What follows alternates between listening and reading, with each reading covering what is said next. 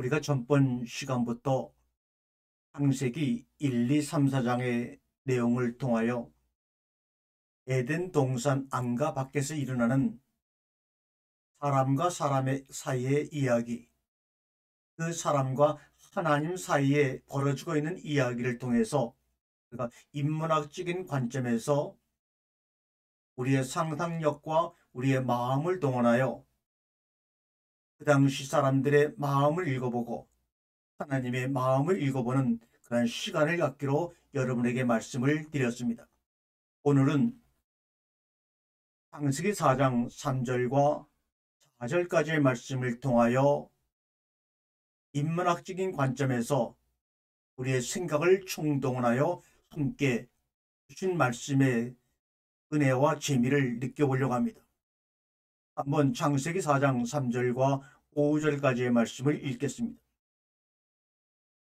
세월이 지난 후에 가인은 땅의 소산으로 제물을 삼아 여호와께 드렸고 아벨은 자기도 양의 첫 새끼와 그 기름진 부위로 드렸더니 여호와께서 아벨과 그의 제물은 받으셨으나 가인과 그의 제물은 받지 아니하신지라 가인이 몹시 분하여 안색이 변하니. 이런 내용입니다. 여기서 제물을 삼아 여호와께 드렸다 할 때 이 제물은 민하라는 말입니다. 이 민하라는 말은 사실은 우리가 희생 제물을 이야기할 때 쓰는 의미보다는 선물이라는 의미로 사실 더 적합한 단어입니다.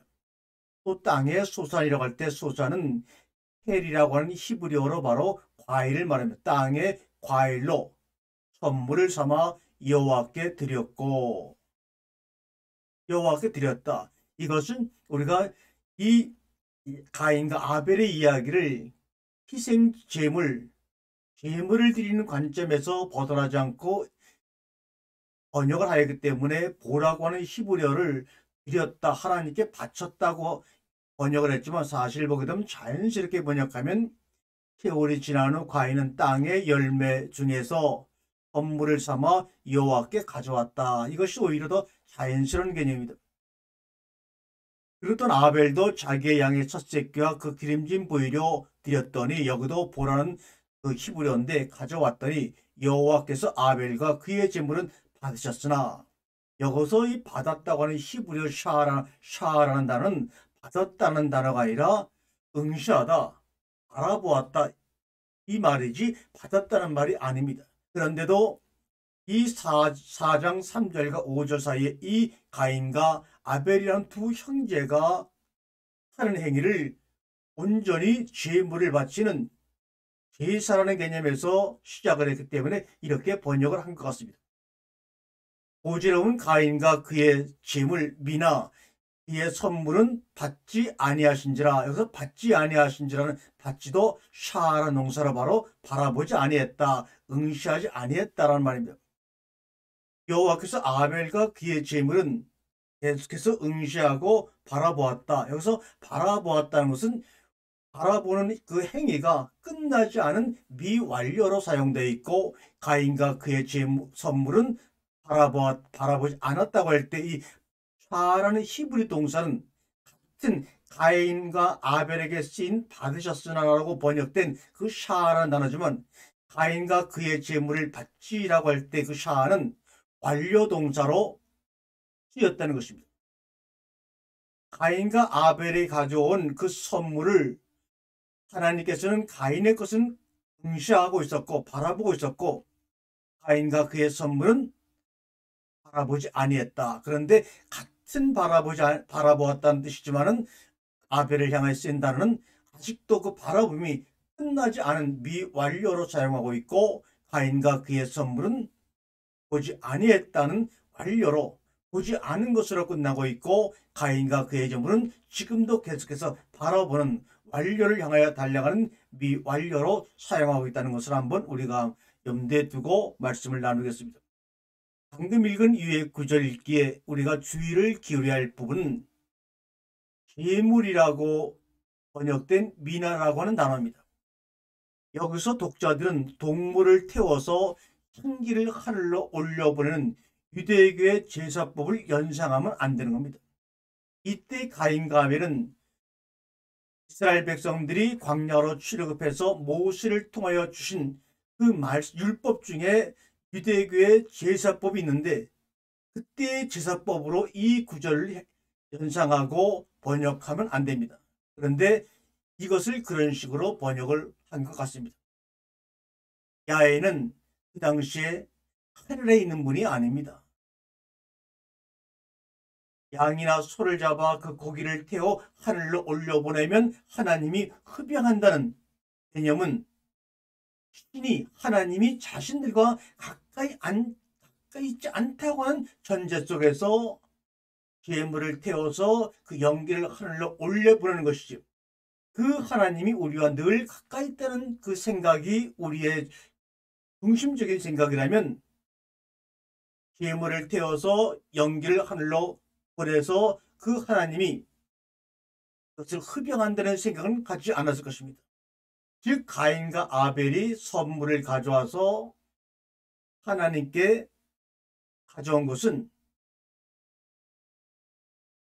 이 땅에 우리와 함께 거주하지 않고 우리 손이 미치지 않는 하늘 높은 곳 어디에 있다고 하는 신화적인 상상력을 하고 있는 우리와는 전혀 다른 생각을 가지고 그들은 하나님 앞에 이 선물을 가져왔다는 것입니다. 비나를 선물이라고 번역을 하고, 드렸다는 것을 가져왔다고 번역을 하고, 질문을 받았다는 것을 바라보셨다는 것으로 우리가 온전히 히브리어 단어를 번역한다면, 이 그동안 우리가 가지고 있던 가인과 아벨의 제물은 우리가 생각하는 그런 개념의 내용에서 우리가 좀 더 폭넓은 생각 속에서 하나님의 마음을 읽을 수가 있는 것입니다. 그러나 하나님의 초소인 에덴의 정원은 가인과 아벨이 쉽게 접근할 수 있는 가까운 곳에 있습니다. 동쪽에 있는 에덴의 정원을 만드시고 아담과 이브를 그 안에 두시지 않았습니까? 그런데 3장에 가서 보면 선악과를 먹은 아담과 이브를 다시 동쪽으로 내어보냈습니다. 그렇다면 같은 동쪽에 있는 에덴 동산과 동쪽으로 내어보내서 거기서 살게 한 아담의 가족들과 하나님에게 거리는, 우리가 신화적인 상상력을 통해서 생각하고 있는 우리와 하나님은 이 땅에 함께 거주하지 않고 우리의 손이 미치지 않는, 상상할 수 없는 그 어딘가에 있을 것이라는 그런 개념이 그 형제들 속에는 없다는 것입니다. 하나님의 초소인 에덴의 정원은, 또 그들이 살고 있는 에덴의 동쪽은 가인과 아벨이 쉽게 접근할 수 있는 가까운 곳에 있다는 거 우리 한번 상상을 해봐야 합니다. 야훼께 제물을 드렸다. 드렸다는 말은 히브리어 봅니다. 이것은 사역동사입니다. 사역동사라는 것은 여러분이 알다시피 우리가 군대를 가면 사역을 한다, 일을 한다고 말합니다. 특별히 어떤 목적을 가지고 일을 할 때 사역한다고 말합니다. 이 보라고 하는 동사는 가져오다, 이르다, 들어가다, 가자, 받다, 이렇게 다양한 뜻으로 쓰였는데 드렸다는 뜻으로는 쓰이지 않았습니다. 야훼께 제물을 드렸다는 문구는 대부분의 성경 버전이 번역하고 있는 번역의 그 내용인데, 야훼에게 가져왔다로 수정되어야 합니다. 가인과 아벨은 하나님께 바칠 음식을 어깨에 메고 와서 에덴 정원의 출입문 앞에 내려놓았을 것입니다. 왜요? 이 아담과 이브, 가인과 아벨은 에덴 동산 정원 안에서 바깥으로 나왔기 때문에 하나님께 선물을 드리려고 그러면 그 자신의 아버지 어머니가 나온 에덴 동산 그 정원 출입문 안에 아마 내려놓지 않았을까요?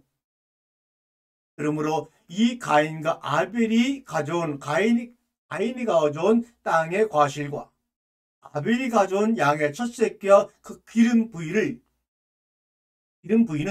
제물이라고 하기보다는 고대 메소포타미아 신들에게, 신화에서 신들에게 바치는 음식 혹은 선물이라고 하는 것이 옳습니다. 제물로 번역된 미나라고 하는 히브리어는 신에게 바치는 제물이라는 뜻도 가지고 있지만, 분배하다, 필요하다는 사용하지 않는 어원에서 이 단어가 유래되었고, 그래서 1차적으로 선물이라는 뜻을 가진 단어라는 것을 우리는 한번 생각 속에 두어야 합니다. 이 미나라는 재물이라고 번역된 이 선물이라는 뜻을 가진 미나는 형 에서의 장자권을 빼앗고 도망갔다가 돌아오는 야곱이 에서에게 주려고 가져온 많은 동물들과 야곱이 애굽으로 베냐민을 함께 보내면서 총리 요셉의 마음을 얻기 위해 아들들에게 가져가라고 하는 그것들을 미나라고 사용하고 있습니다. 그러므로 에서에게 주려고 가져온 선물과 애굽의 총리 요셉에게 주려고 아들들에게 보내는 그 선물, 이 단어가 바로 미나입니다. 바로 오늘 창세기 4장에서 쓰인 재물이라는 단어로 번역된 미나라는 단어가 야곱이 에서에게 주려고 가져온 많은 동물들을 말할 때 쓴 미나라는 단어, 선물로 번역되었고, 총리 요셉의 마음을 얻기 위해 보낸 그 재물도 바로 미나라는 선물로 쓰였다는 것입니다. 그런데 반면 제사와 관련된 사항에서 오늘 사용된 재물이라고 하는 미나라는 단어는 한 번도 사용된 적이 성경에서 없는데, 유독 여기만 미나를 선물의 개념으로 번역하지 않고 제사를 드릴 때, 번제물을 드릴 때 쓰는 재물이라는 단어로 번역했다는 것은 좀 더 잘못된 번역이 아닌가 생각합니다. 또한 받으셨다고 번역된 단어 샤의 1차적인 뜻은 무엇을 바라보다, 무엇을 주시하다, 혹은 무엇을 게이즈, 눈여겨보다 라고 사용된 단어입니다. 이를 받다로 해석한 많은 추적가들 중에 루터는 과연 가인과 아벨은 하나님이 자신들의 재물을 받았는지 받지 않았는지 어떻게 알았을까요? 루터도 이 샤라는 단어를 하나님께 드렸다, 이렇게 번역했습니다. 그런데 루터가 어떻게 아벨의 재물을 받았고 가인의 재물을 받지 않았는지 어떻게 알고 이 샤라는 단어를 바라보다 응시하다라고 번역하지 않고 받으셨다고 번역을 했을까요? 다소 엉뚱한 질문을 한 후 아벨의 제단에서는 하늘에서 불이 내려와 재물을 불살랐지만 가인의 재물은 그대로 있었기에 이들이 재물의 연락을 알 수 있었다고 하는 대답은 대단히 시대착오적인 대답이라고 할 수 있죠. 왜요? 두 사람의 재물을 바쳤는데 아벨의 제단에는 하늘에서 불이 내려와 재물을 불살라 흡양하셨지만 가인의 제단에 그 재물은 그대로 있었다? 당연히 그대로 있죠. 가인이 바친 것은 땅의 과일입니다. 아벨이 바친 것은 양의 첫새끼 기름입니다. 그러므로 양의 첫새끼 기름은 불이 내려와 태워서 연기를 낼 수 있는 종류지만 가인이 바친 땅의 소산, 이 소산은 바로 헬이라고 하는 과일이라는 단어를 소산이라고 번역했습니다. 그러므로 땅의 소산, 땅의 과일은 불을 태워서 연기를 내는 그런 종류의 선물이 아니지 않습니까?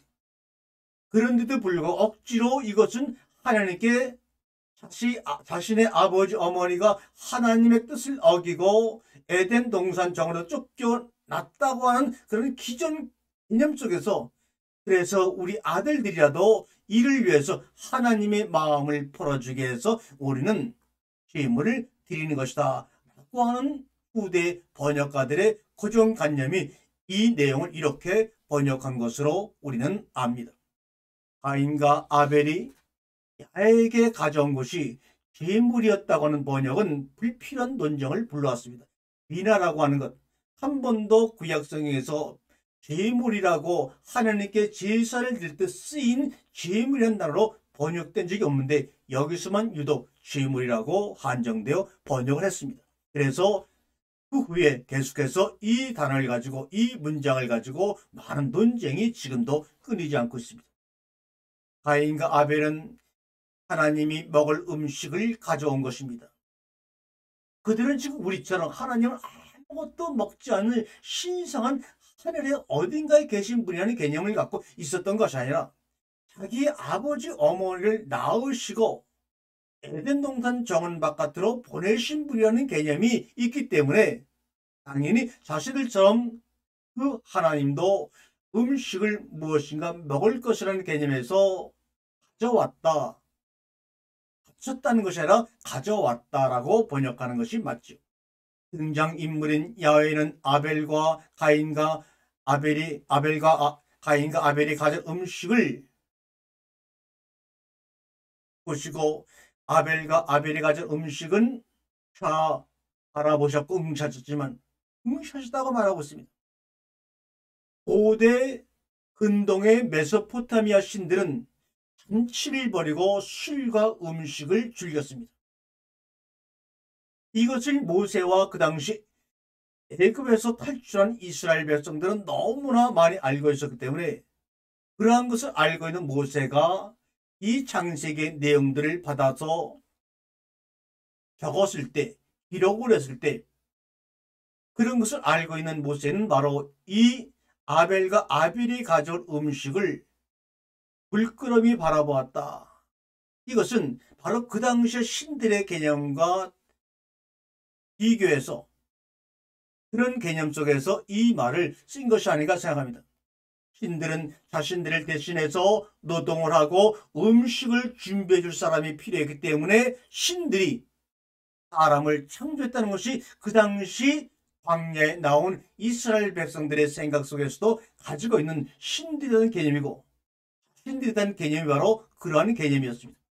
그러므로 자신들은 당연히 그 신들을 위해 음식을 준비하고 선물을 준비해서 그들이 먹도록 만들어야 한다는 생각들이 있었다는 것을 역사적인 사실 속에서 또한 그들의 생각을 읽을 수가 있는 것입니다. 이 에덴의 이야기를 쓴 모세는 이러한 고대 신화들에 등장하는 신들과 야훼는 근본적으로 다른 여호와 하나님인 것을 보이고자 아마 했을 것입니다. 따라서 야훼는 음식을 받아 먹었다고 쓰지 않고 뭐라고 합니까? 바라보았다. 샤라는 단어를 쓴 것이라고 생각합니다. 에덴 이야기의 전체적인 구성면에서 보면 가인과 아벨이 야훼 하나님 앞으로 가져온 것은 제물이 아니라 선물, 구체적으로 음식 선물이었다는 것이 드러나죠. 창세기 2장과 3장의 아담과 하와의 이야기는 야훼 하나님이 인간에게 제공한 음식이 문제를 일으켰죠. 참으로 재밌는 겁니다. 창세기 2장과 3장에서 아담과 하와의 이야기는 하나님이 아담과 하와에게 제공한 음식이 문제를 일으켰고 오늘 읽은 4장의 가인과 아벨의 이야기에서는 인간이 하나님에게 제공한 음식이 문제를 일으킵니다. 참으로 재밌죠? 먹고 사는 문제는 결국 인간의 가장 근본적이며 보편적인 관심의 대상이라는 것을 여기서도 우리가 깨달을 수가 있습니다.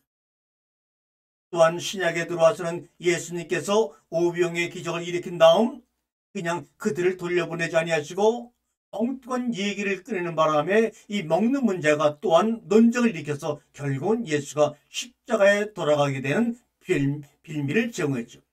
뭐라 그랬습니까? 내가 이 너희가 먹은 오병의 기적의 음식은 또 너희를 배고프게 하지만 영원히 너희를 배고프게 하지 아니하는 너희의 생명을 영원히 이어가게 만드는 생명의 양식이 있다. 그랬더니 그러면 그 음식도 우리에게 주세요. 그것은 하늘에서 내려오는 음식이다. 그 음식이 바로 나야. 내가 생명의 음식으로 나를 먹고 마셔라. 예수님이 자신이 양식이라고 음식이라고 말하는 이야기를 통해서 또한 많은 사람의 관심의 대상이 되었지만 그로 인하여 예수는 십자가에 돌아가시는 일이 발생되어서 하나님이 인간에 제공한 선악과의 음식을 통하여서 죽고 죽으리라고 요구하신 그 요구가 예수님을 통하여 완성되는 것을 볼 수가 있죠. 더욱이 이야기 전체의 구성적인 측면에서 우리가 보아도 가인과 아벨의 행위가 죄적인 제사적인 행위가 아니라는 보다 분명한 이유가 있습니다.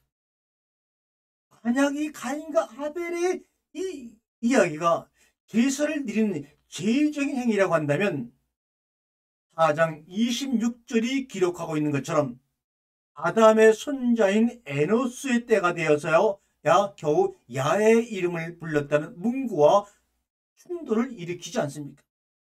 이분은 가인을 낳은 후 야의 이름을 이미 불렀습니다. 여호와로 말미암아 이미 여호와의 이름을 불렀습니다.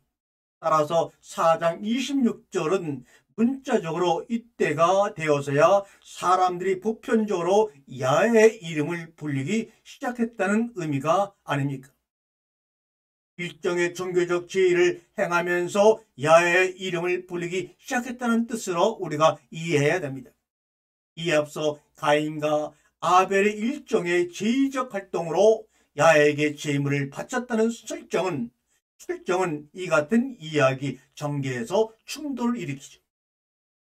야이가 가인의 선물을 받지 않고 아벨의 선물만을 받은 이유에 대한 많은 해석들이 수많은 해석들이 존재하지만 오늘 읽은 본문에서는 우리가 그 해석을 하는 것만큼 하나도 어떤 설명도 이유도 나는 이래서 가인의 선물을 바라보지 않았고 나는 이래서 가인의 선물을 받았다라는 이야기를 전혀 하지 않습니다.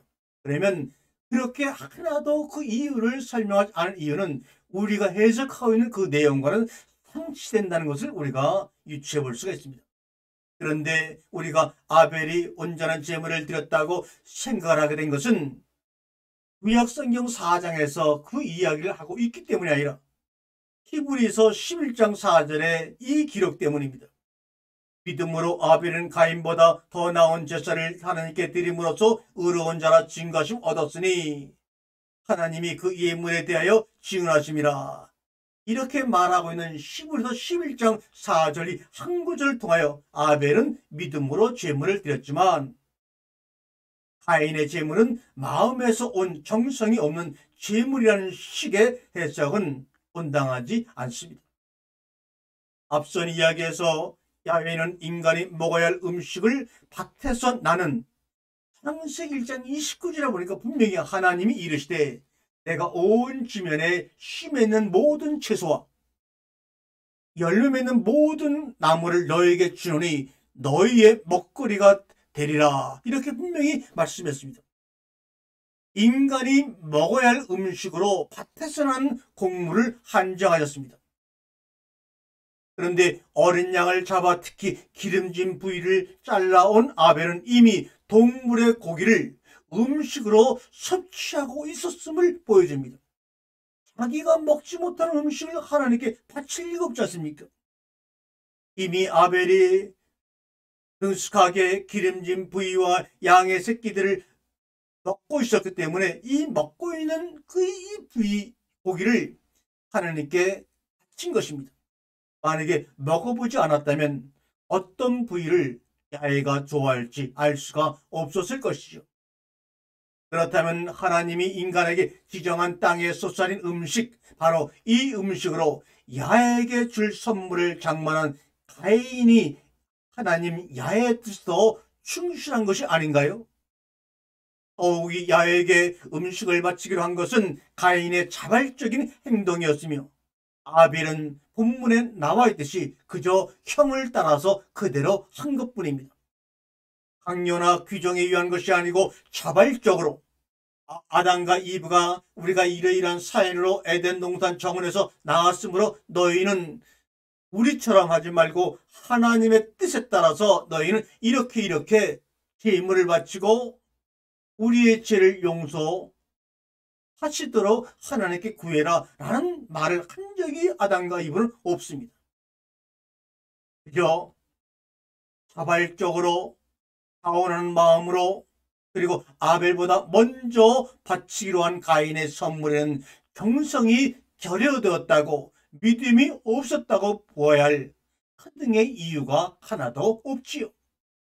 제물로 무엇을 어떻게 드려야 하는지는 후대 많은 시간이 지난 후 이스라엘 백성들의 민족의 제의적인 제사의 관심사였을 뿐이지, 지금 우리가 읽고 있는 가인과 아벨의 이야기는 이스라엘 백성들의 이야기가 아닙니다.